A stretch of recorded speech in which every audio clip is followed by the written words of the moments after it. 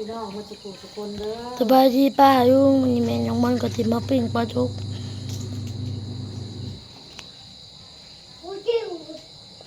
ปิ้งปลาทุกพี่น้องเลยเบิ้ลคนน้ำมาขายให้คนสิเลี้ยงหอยแทนกันว่ะขายให้กันเลย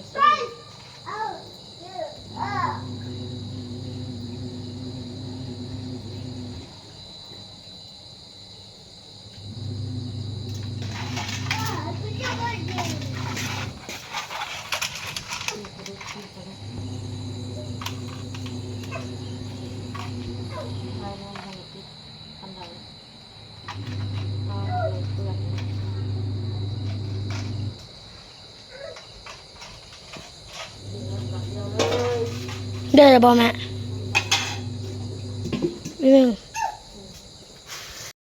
พี่น้องสองไอ้น้องจะเห็ดสังกันอยู่นี่ปิ้งปลาปลาลูกปลานังเลิกออกมันล่ะปิ้งปลาก็ค่อยลูกเลยค่อยพริกเห็ดแห้งปิ้งปลาก็เป็นบ่เท่าโตอย่าเล่นลูกเด้อแม่อาบน้ำให้เจ้าบ่เล่นเปื้อนเด้อ3 ชุดจะได้มื้อนี้ได้เอาโตเพชรมันสักผ้าตากผ้ายังอีกทั้งหนึ่งยังปั่นอยู่พี่น้องอุ่นก็ได้บิดดูคันบอกข้าไปเวียกมาเว้นนี่ก็คือสิแล้วแต่เว้นพุ่นล่ะดูมันไปพูดไปพี่อุ่นก็แล่นพุ่นแล่นพี่อยู่มาเว้นนี่พี่น้องเอ้ยโอ้ยเท่านี่เห็ดเป็นบ่นี่ฮะเห็ดเป็นบ่นี่ฮะ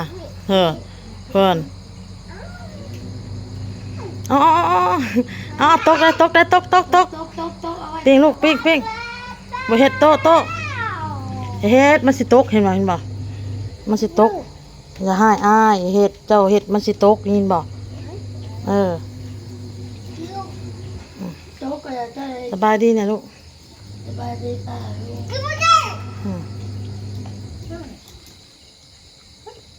เสียงดังขนาด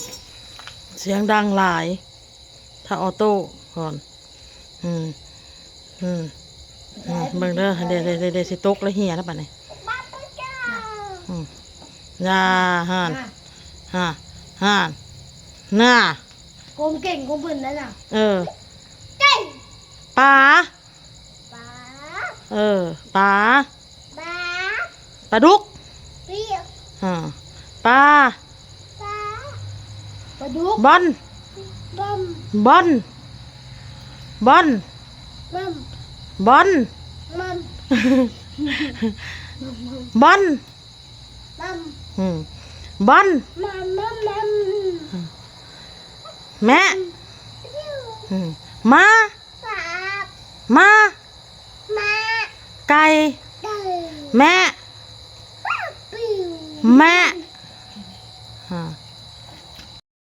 มาพี่น้องแล้วอันนี้ก็แกงจืดเบาเต้อามาแต่เฮือนพี่น้องน่าจะของอันปลาเตี้ยเห็ดเด้ลูกข้างเบิ่งนะปิ้งปลาดุกเฮากันแล้วพี่น้องปิ้งปลาดุกแล้วก็สมผักเสียนสมผักกะหล่ำพี่น้องเลยมาสบายดีป้าลุง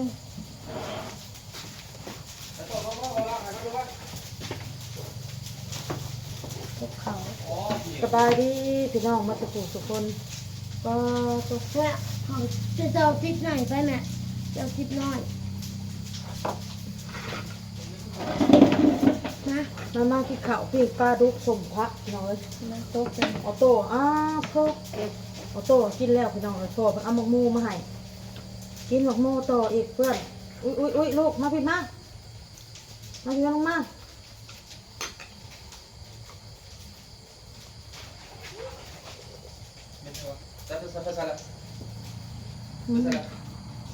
เอาลูกเดินมือหนึ่งเขาชิลล์พื้นนี่มีแต่น้ำเปื้อนนะแกงจืดชัดปาโต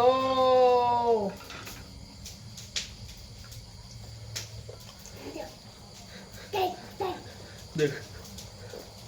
โตเอ้ยกูบ่มัดคำชีว่าเลยกูบอกโตเอ้ยปาโตแกออกเตือนนี่เพื่อนทำได้เพื่ออะไรนี่3เพื่ออะไรจะออกหมูอันนี้ลูกหมูหอยปูเรียก3 ปีมียิงสักยา คนตกได้พยุงเข่าบัดไม่เท่าบ่พาไปหล่อลิ้นแบบเป็นวัดบ่ลงเป็นไข่บ่ลงซักยาวอ่ะ อ๋อผมโมติดหูติดตา ถ้าจะมันจับน้ำกินรถจงหอยจะปิ่งก็ได้หอยเรียกเขาแล้วก่อนไม่ต้องประหยัดพวกนี้ ขอหูเจ้าบ่อยากจะต้องปั้นมาแน่ ปั่นเนี่ย เออ แหว่เอื้อนนี่แหว่เอามัน เพราะว่ามันแตกต่างพี่น้องถ้าเราหิวข้าวนี่มาเนี่ยเราสิโดดจะเก่ากินข้าวซะก่อนบ่เต้เนาะคันมาแล้วว่าปั้นมาแต่เฮือนเนี่ยแหละเราเฮ็ดเจ้ยอยู่ซั่นสิเอิ้นเฮ็ดหั่นเฮ็ดนี่อยู่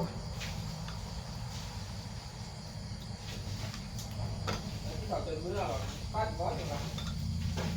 มันเป็นกีฬากินอะไรนี่กีฬาปลา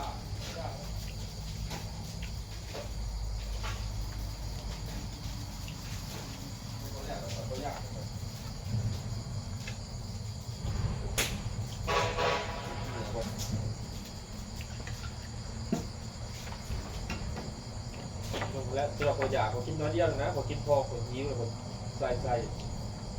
เอานมเลยขานมเรื่อยเนี่ย ฮะ เอาเนี่ยขานมมาแล้ว ปลาฮะปลาเสียฮะ เอาเงินไถ่ชื่อก่อนเนี่ยเงินไถ่ก้อน พอมีเรื่องสิบ่าวจะฟังเถอะ ก็เลยพอมาเลย บัดสินอนพุ่นล่ะ นี่ว่าให้มาคุยไทย สมพักเสียนมื้อเช้านี่หายังอยากคิ้วๆอยู่มันเป็นน่ะสมคักเด้อ นี่ต้องยืนกดอยู่พอเย็บแป๊บพาศิลาเพื่อนเป็นสิ่ง เอาไปเสร็จกว่าโอ้ยมันเต็มแล้วบ่เฮ็ดทดเตื่อยอยู่เลย ไปว้าย ออกไปซื้อยาให้ลูกเลยนี่ เลยไป ยามัดเลย พอ ออกไปซื้อยาแล้วออกไปบ่ได้อันนะครับลุกมาไปฮอดนะครับคือสิซื้อหยังสิซื้อหยัง คือเปียกใช่ป่ะเพราะอันนี้ป่ะ บ่เอาโต้เล่นน้ำ คือผมคืออันนี้ มันเล่นน้ำมันเอาน้ำเขามาสีดมันตักแทนเจาะแล้วก็มาเทในโต๊ะในต่างเปียกนี่แต่น้ำเมด ชื่อจะนั่งที่เรือกระบะถ้าก้าโมดแต่เฮา ดื้อหลายตัวเอ้ย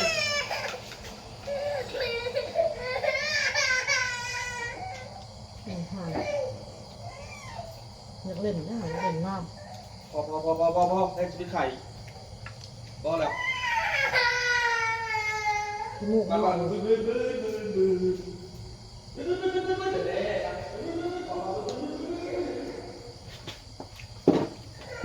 จมูกได้ขึ้นน้ำกัน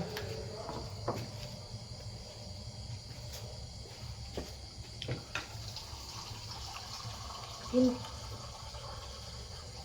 จะอิ่มละอิ่มละ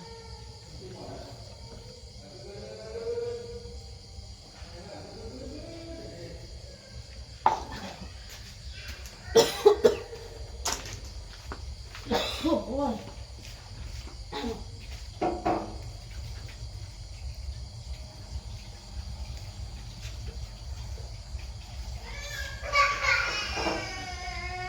เป็นยังไง ถ่ายไปที่โมก บ่ให้เจ้าเอาขึ้นเนี่ยเจ้าดึกโมมาถิ่นเลยให้พอมึงดึกถิ่นกูมัดเลย เดี๋ยวป้าเห็นบ่ เอามาอันนั้นให้มันรายการให้นั่นนะก็ไปซื้อยาไปลูกเครื่องไปบึ้นไปไปแล้วลูกเสื้อบ่มีอยู่ค่ะมันเปียกบ่มีเลยนี่เอาปุ๊บเป็นบอกพี่น้องเห็นบอกเอาใจมันแหละบัดคัดใจมันแหละมันเป็นอย่างนี้นะคนบัดนี้คนนั้นเป็นคนเอามาล่อมันเอามาล่อมันจะมามันกิน ไปได้นี่เป็น เออมันบอกพี่น้องเห็นบอกเห็นบอกเอาใจมันแหละบัดคัดใจมันแหละมันเป็นอย่างนี้นะคนบัดนี้คนนั้นเป็นคนเอามาล่อมันเอามามันกิน ไปได้นี่เป็น เออ ไปได้นี่เป็น เอามาเป็นเอามาล่อมันจะมามันกิน ไปลูกปะไปละพี่น้องเอ้ยคลิปนี้ไปเลยเด้อพี่น้องเด้อพ่อคลิปหน้าเอาโต้กับแอบซ่อพี่น้องเลยบ๊ายบายลูก